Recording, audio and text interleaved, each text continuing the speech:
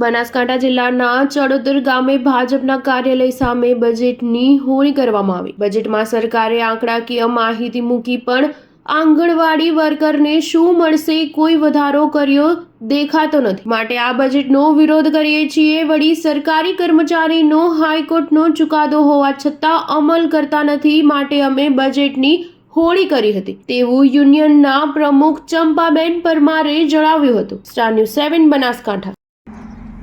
બનાસકાંઠા જિલ્લાની આંગણવાડી વર્કરની બનાસ કમલમ આગળ અમે આ બજેટની હોળી કરી છે। બજેટની હોળી એટલા માટે કરી કારણ કે આંગણવાડીની બહેનોને આંકડાકીય માહિતી ખાલી આંકડાકીય માહિતી જ આપી છે, નહીં કે કોઈ પગારમાં એક પણ વર્કરને કે હેલ્પરનો 1 રૂપિયાનો પગાર વધારો કર્યો હોય એવો કોઈ ઉલ્લેખ નથી। તો આંકડાકીય માયાજાળમાં બહેનોને ભેળવી છે અને આ બાબતે અમે તમામ આંગણવાડી વર્કરો નારાજ છે। આંગણવાડીની વર્કરો જેટલું પણ કામ કરવાનું હોય એ તમામ કામ આંગણવાડી વર્કર કરી રહી છે, છતાં પણ જો આંગણવાડી પ્રત્યે જે ઓરમાયું વર્તન કરવામાં આવી રહ્યું છે એ સરકારને ધ્યાને અપાવવા માટે આજે આ બજેટની અમે હોળી કરીએ છીએ।